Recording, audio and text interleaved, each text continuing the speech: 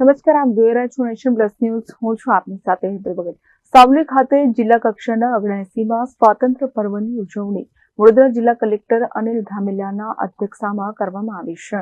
દેશભરમાં હર્ષોલ્લાસપૂર્વક સ્વાતંત્ર્ય પર્વની ઉજવણી કરવામાં આવી રહી છે, ત્યારે સાવલી ખાતે જિલ્લા કક્ષાના 79મા સ્વાતંત્ર્ય પર્વની ઉજવણી કરવામાં આવી રહી છે, જેમાં વડોદરા જિલ્લા કલેક્ટર અનિલ ધામેલિયાની અધ્યક્ષતામાં આ સ્વાતંત્ર્ય પર્વની ઉજવણી કરવામાં આવી.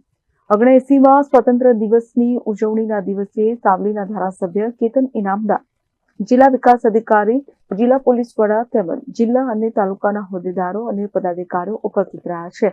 79મા સ્વાતંત્ર્ય દિવસ નિમિત્તે મોટી સંખ્યામાં તાલુકાવાસીઓ ધ્વજવંદન કરવા માટે આવી પહોંચ્યા હતા. આજના સ્વતંત્રતા દિવસ નિમિત્તે વિવિધ એકેડેમી અને શાળાના વિદ્યાર્થીઓ સાંસ્કૃતિક કાર્યક્રમ તેમજ દેશભક્તિની થીમ રજૂ કરી નાગરિકોને દેશભક્તિના રંગમાં રંગાવ્યા હતા. જિલ્લા કક્ષાના આજે સાવલી ખાતેના સ્વાતંત્ર્ય પર્વ નિમિત્તે અલગ અલગ વિભાગના રાજ્ય અને જિલ્લા લેવલે વિજેતાઓને મોમેન્ટો આપી પ્રોત્સાહિત કર્યા હતા.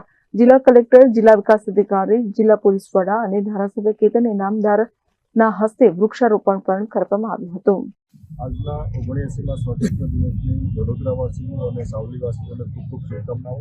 આજનો જિલ્લા કક્ષાનો કાર્યક્રમ સાવલી ખાતે સુચારુ રીતે સંપન્ન થયો. વૃક્ષારોપણ સાથેનો કાર્યક્રમ અહીંયા સમાપ્ત થાય છે અને સાથોસાથ આપણે સમગ્ર પ્રજાજનો ઓપરેશન સિંદૂરની સફળતા અને ત્યાર પછી સમગ્ર દેશની અંદર ચાલી રહેલા વિવિધ રાષ્ટ્રભાવનાના કાર્યક્રમો હવે પછીનો કાર્યક્રમ સામાન્ય રીતે આપણે એક દિવસ માટે નથી મનાવતા, એમના બદલે સમગ્ર પખવાડિયા દરમિયાન તિરંગા યાત્રાથી શરૂઆત કરીને સ્વચ્છતા અભિયાન સાથે આજનો સ્વાતંત્ર્ય દિવસની ઉજવણી સાથે સમાપન થાય છે.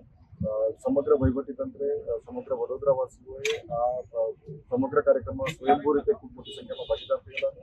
પુનઃ આ સમગ્ર કાર્યક્રમ માટે સમગ્ર તંત્રને અભિનંદન પાઠવું છું અને સાથોસાથ તમામને સ્વાતંત્ર્ય દિવસની શુભકામનાઓ પાઠવું છું.